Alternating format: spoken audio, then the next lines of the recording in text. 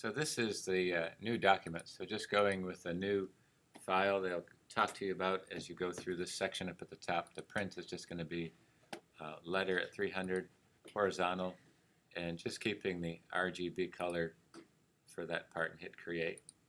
And then for this image, just a simple box, not even open, just closed, but just want to have you see how it's done so it's easily understood, and starting with a blank box might be the easiest section to start with, and just placing embedded will give you the file located. If you can see in this section here, this will give you the file itself. So just locating that piece and placing it in here will give you that image. So let's see if I can pop it up real quick here for you. So here's the section. Here's the Sharpie section. It has all these pictures in a PDF. When you place it, you'll get the options again. Just choosing one that has that box as a reference and click OK, and this will pop up. So not hard at all, but just get a new layer. So now I have 3 layers, a blank one, the picture, and the background.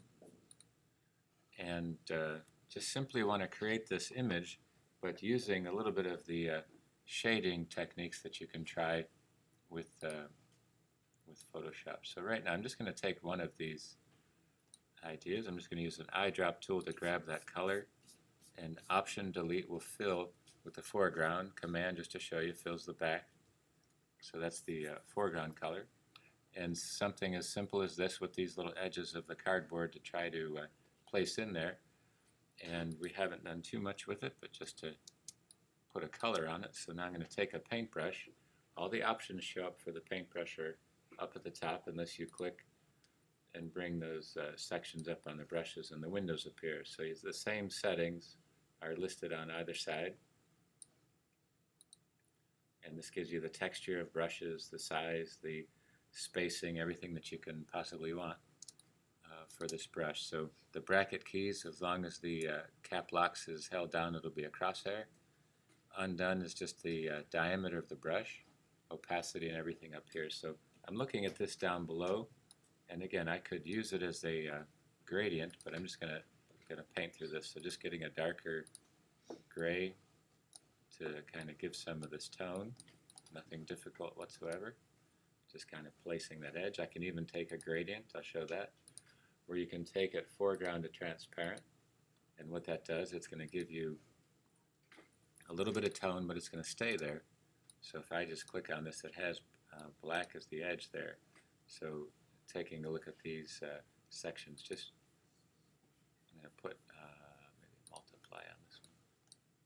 So you can see the multiply is going to also allow the color to show through. And as long as I click out to the edge, I'm just kind of putting a little color on the side. If I go vertical with the shift key, you can see it gets obviously relatively dark. And I always change that just by changing this color. That's the main color, so just going a little bit softer. So it's just a way to try to fill in that tone, and that can always change. Okay, but we've done a little bit before. You've seen it a section before. I'm just going to try to use this as the piece for all the sections aside from that cardboard. So when it's highlighted and you duplicate it, so here's the section. If I option and duplicate it, make sure I'm on the right layer, it'll do it, but it's on the same layer, which is good for a little bit, but sometimes it's going to be off of there. But if it's deselected, then you can set a piece up here. I have auto select, so it's going to allow me to adjust a couple. So I'm just setting off 3 pieces to set this off. This is the part I'm trying to angle this, and you can see it has a little bit of 3-point perspective happening. So the option to change this angle, and just trying to use this as a reference. If I hold just the corner, it'll let me change that all by itself. So I'm just going to angle that down, make this a little bit larger. And again, I can always go back and change the color. Either hit return or click OK for that. So that gives me that panel. This middle one, in fact, I'll go with the, I'll let this become the edge or the front. And since I adjusted it, this is going to be the top of it. Again, I'm using the Command key, so it lets me use all the transform keys to bring this down, so I can stretch it out once I get it to that piece, and I can also take the option and turn that in a bit so it's going down almost in a slight 3-point perspective. And while it's all selected, I can just use the arrow keys to bump it over so that it matches this. Now see how close I came or not. You can see I'm a little off right here, so I'll move it up a bit to match that point and just take this one and drop it down here.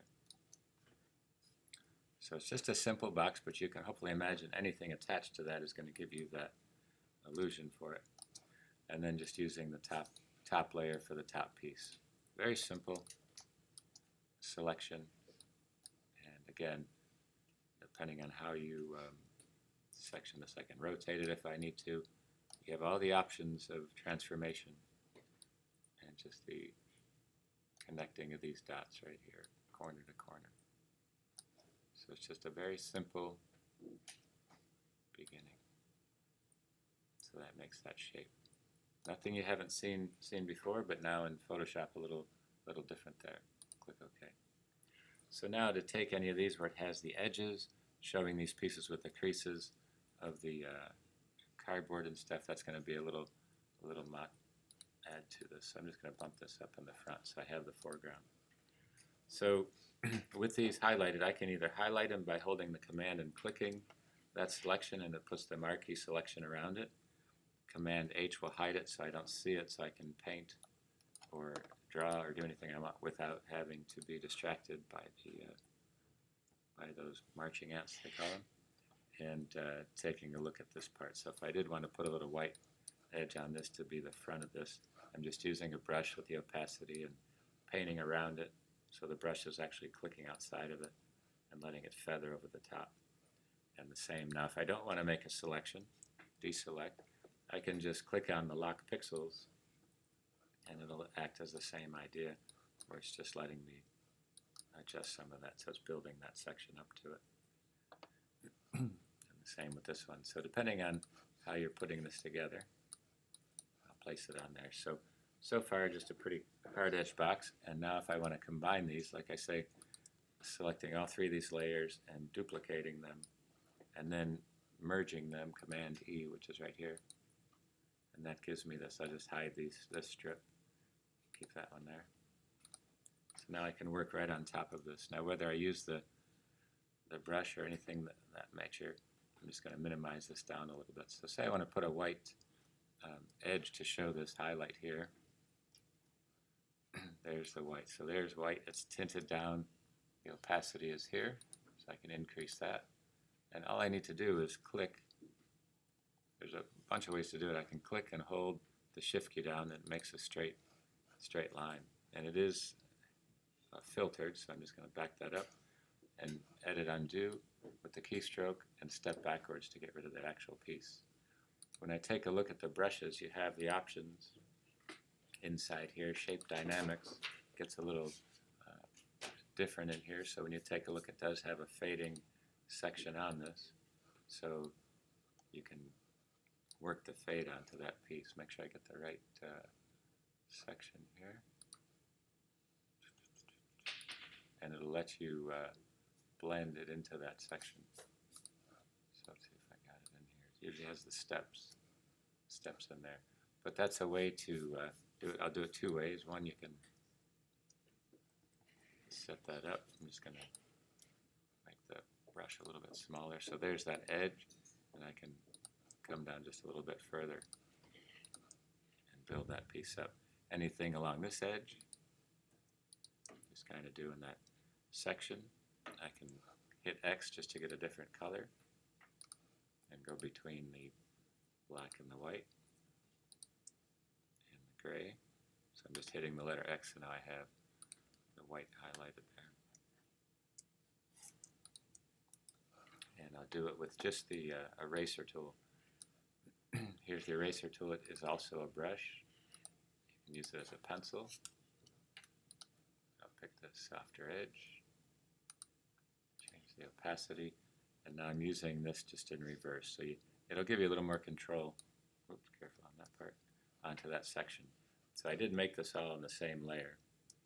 So I'm going to backtrack a little bit and put that highlight on a separate layer above it.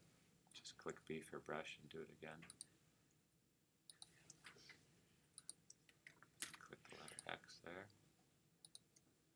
And now just, if you have the keystrokes slowly get memorized, it'll help that piece out. So now I'm just erasing that section a little bit.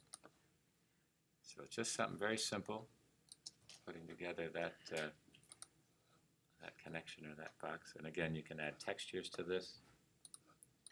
Change this to manipulate that section. Keep in mind I'm moving this, so I'm going to select it, merge it together, and blend that together.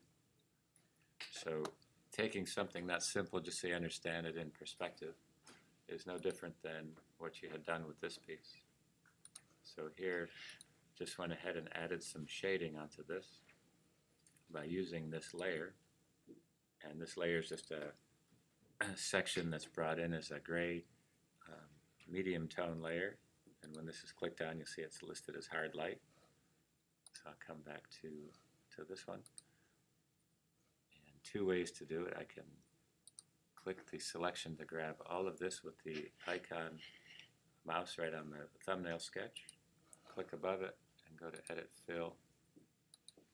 And the default is this 50% right here.